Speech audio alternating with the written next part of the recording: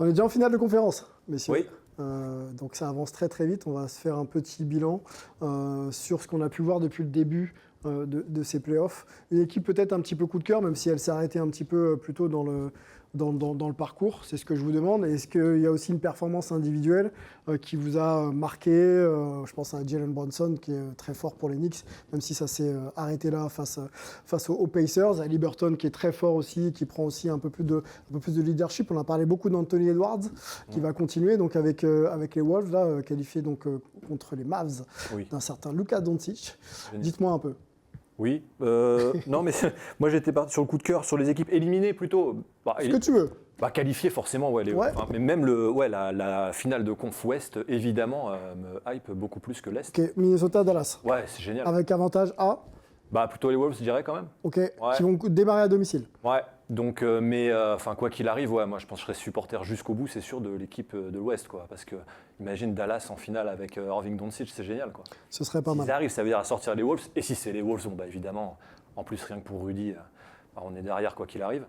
A priori contre Boston, mais on ne sait pas. C'est les seuls pour l'instant qui n'ont pas été perturbés du tout et qui suivent leur chemin, c'est eux, c'est les Celtics. Alors, les Celtics, Maud. Non, sur la question, les Celtics ont perdu de mémoire 2 matchs de play-off.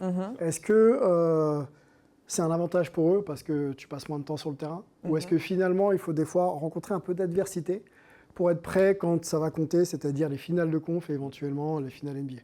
Oui, je pense que l'adversité permet justement de mieux préparer ces matchs-là. Il y a plein d'exemples qu'on peut retrouver. Pour autant aussi, ça permet aussi des fois on peut s'attendre justement dans ces moments-là qu'ils prennent la mesure de l'enjeu aussi et qu'ils soient prêts quoi qu'il arrive. On reste sur des joueurs de très haut niveau, sur de la NBA. On peut se dire que ces joueurs-là, quoi qu'il arrive, répondront comme il faut justement à l'enjeu des matchs. Et des finales récemment. Pour le coup, c'est eux qui, là, on les attend. C'est enfin leur oui, puis ils ont déjà la génération Tatum Brown a déjà connu des finales contre les Warriors. Qui peuvent arriver à la fin de leur processus, là, enfin. Qu'est-ce que tu vois, toi, Théo, sur du Pacers, qui une équipe peut-être qu'on n'attendait pas, très, très opportuniste, avec des joueurs qui se trouvent, ou alors, justement, des Celtics attendus quand même au plus haut niveau?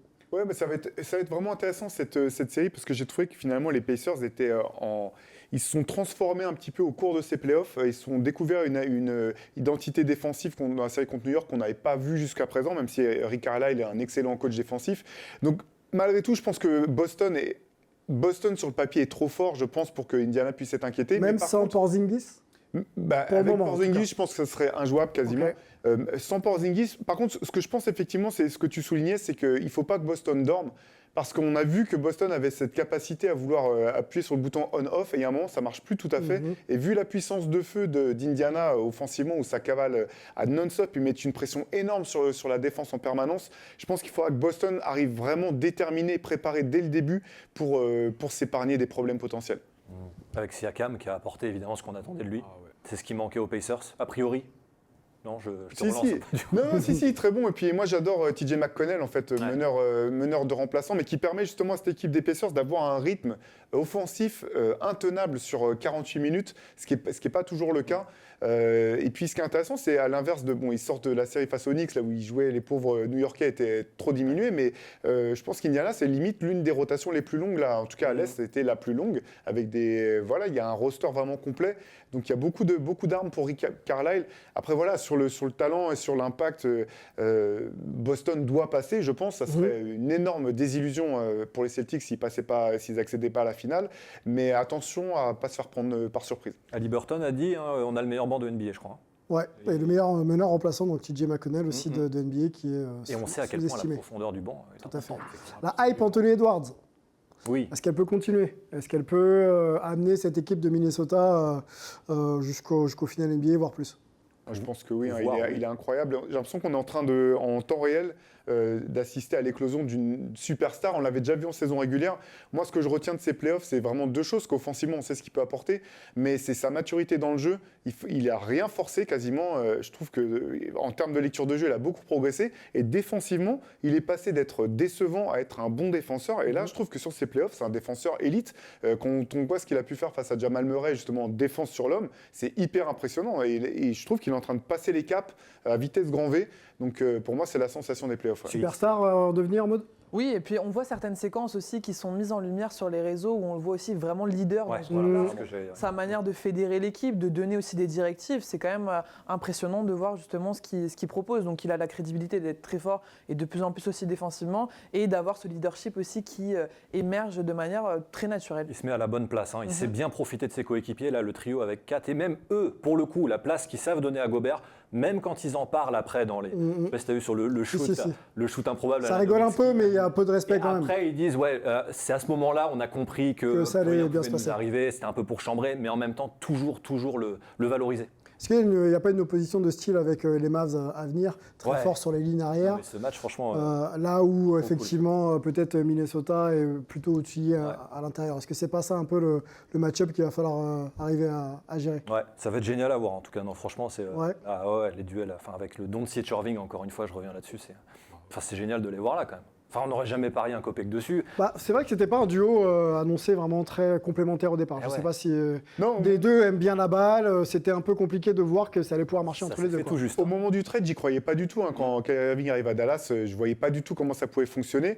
Et en fait, je trouve que c'est l'un des duos qui fonctionne le mieux. Et moi, j'avais jamais vu Kyrie Irving être aussi impliqué dans un collectif. On le voit sur toutes les petites interactions. Il court pour aller relever des gens. On le voit défendre, ce qu'on avait quasiment jamais vu. Et être un très bon défenseur. Là, il y a vraiment quelque chose. La mayonnaise a pris en fait à partir du trade de la mi-saison à Dallas. C'est plus du tout la même équipe. C'est une équipe qui est défensive aussi. Là, ça va être hyper intéressant ce match-up défensif de part et d'autre. Et puis, par contre, à la création, bah oui, Kyrie Irving, Luka Doncic, je trouve qu'ils arrivent à orienter le jeu sans marcher sur les plates-bandes de l'autre. Et on sent un respect énorme entre les deux. On sent que ça fonctionne. Ils en parlent souvent, de plus en plus souvent. Bon, évidemment, c'est toujours plus facile quand ça gagne. Oui, mais les deux s'apprécient, ils se renvoient quand même un peu les honneurs, donc c'est plutôt. La saison, elle est réussie pour les Mavs, quoi qu'il arrive. Ouais. Donc ça déjà. Après, quand t'es en finale de conf, Ouais, bien Il y a sûr. le bout, ouais. Mais les il Wolves reste plus aussi. beaucoup de choses pour aller gagner. Mais les en dessous. Wolves aussi, finalement, ils sont un peu, eux aussi, limite. Ouais, ils seraient peut-être plus déçus, j'ai l'impression. Et on finit avec un petit prono. Bon, c'était pas prévu, mais sur les finales de conf à l'Ouest. Moi, je dis 4. Ah, à l'Ouest, ouais. Ouais, sans donner le nombre de victoires, etc. Mais qui passe? Wolves, quand même. Ouais. Ouais, je partirais plus sur les Wolves aussi. Ok. Top. Moi, je vais dire 4-3 pour Dallas. Mais ça Ouh, se précis joue, en plus. Ça se joue, série ça se longue, joue. série longue. Ouais. Série longue. Moi, je rejoins les collègues en face, Wolves. Ok, et à l'Est, du coup. Boston face aux Pacers. Indiana. Non, je plaisante. Ah, moi, Indiana, petite Non, non. cote. Hein. Pas moi, Boston. Ok. Ah, la logique voudrait que ce soit Boston, mais si Indiana secoue Boston, ils n'aiment pas trop être secoués. Donc J'aime je bien dirais Boston, mais attention. Attention. Comme l'orangina. Ouais, ils Allez, aiment. mode. Boston, sans trop de surprises de Ok. mon côté. Ouais, comme mode. Pareil. Ah, ouais. Bon, on va suivre ça. Hein. On va pas pouvoir montrer les images ici. Mais bon, on suivra ça quand même, l'actualité des playoffs NBA. On va vous remercier, messieurs.